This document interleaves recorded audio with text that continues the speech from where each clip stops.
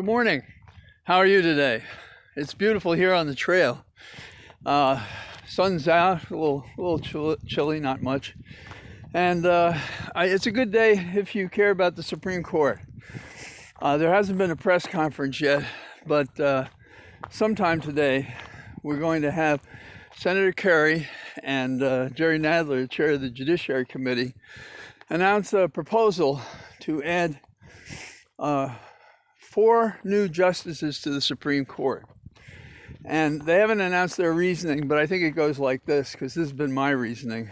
We've had 3 justices who've been appointed under questionable circumstances. One is Gorsuch, who was appointed, and they held back the Democratic nominee for 9 months through the end of the Obama administration, Garland, so that he could be appointed. Then we have 2 others that we've had much more critical reactions to. We had both Kavanaugh, you may remember that. This is the man with his calendar of exercise and denials of sexual predatory activity. And then we also have Amy Barrett, who would import her religion into the legal system. And she's already done that in several ways. So I figure that you need 3 justices to offset the misconduct by which these 3 judges got on the Supreme Court. But that would bring the court to 12, and so that would be a possible 6-6, so the court might not be able to get its work done. So you add 1 more, and you have 13.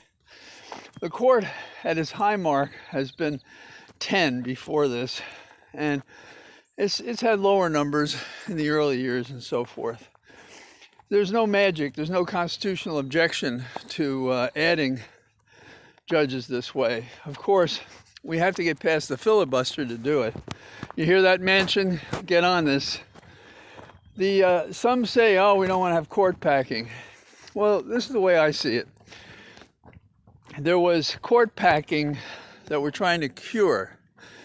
There was misconduct that can't be cured if we do nothing else except by waiting for years and years.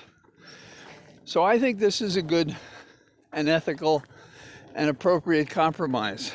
Now, we're going to fight about it. Republicans are going to accuse the Democrats of court packing after they pack the court. This is, I think, a neutral way of finding ground zero for the judiciary. And I support it, did before they proposed it. I'm glad they proposed it. So it'll be interesting to see how it works out. Now, back to Minneapolis, we're at a point in the trial where it appears that the defendant, Chauvin, is not going to take the witness stand. I think that's the right decision for him. I think it would be a lot of fun to cross-examine him. I'm not sure what side he and his counsel took, because apparently they had a very unusual appearance before the court today in which he said that's what he wanted to do, not take the stand, and to give the jury an instruction that said he didn't have to take the stand. There's also a fight about carbon monoxide, who will get to testify, and the government is going to put on a rebuttal case, and you can't overtry a case. And it's kind of risky to focus so much on carbon monoxide, which is a frivolous issue, where you have the arguments to rebut it already, and to make it something that the jury can focus on. So I'm not, I don't know the case the way they do, but it strikes me as tactically, some things you just figure you can minimize by what you say in summation. You can't cure everything in summation, but this jury's got to be tired of hearing all the testimony that it's heard. Of course, we all know that the Wright killing, W-R-I-G-H-T, in which the young man was shot and the officer thought it was a taser when it was a weapon. I don't buy that argument. She's already been charged with involuntary manslaughter, and that's the right thing. The real question is whether she intended it and whether she should be exposed to a more severe charge. And last but not least, I suppose, is the question of the vaccine. Could we have so many dumb Americans who annually get, vaccines for shingles and for the flu, and they won't get it for this? What are they, nuts? Now, those of us who can safely get a vaccine should get it and continue to hunker down to protect ourselves against the people out there endangering themselves and endangering us. And as for herd immunity, that becomes more difficult the larger the fraction of the American public who don't get the vaccine. So I'm not sure we can count on herd immunity when there's a high number of Democrats who are getting the vaccine and a much lower number, by contrast, of Republicans. How medical science has become a partisan issue is beyond me. And it just goes to show how malleable and hungry people are to be told what to do, even as they say that they want to be free to do what they want to do.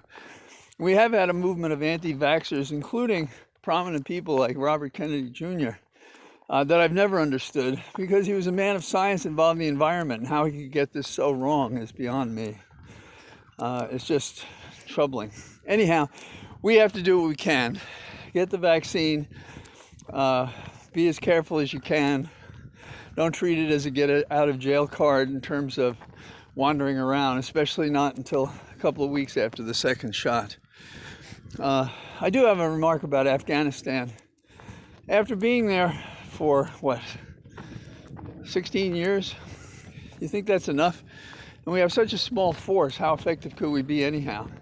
And probably we've been buying the results that we want. And it says something about our weakness, in which Biden is saying that if you attack our troops as we're withdrawing, watch out what we'll do. It's kind of an empty threat. Afghanistan has been the graveyard for great powers before, including Russia. And we have to accept that fact that we just are not adapted or committed to a war in that region.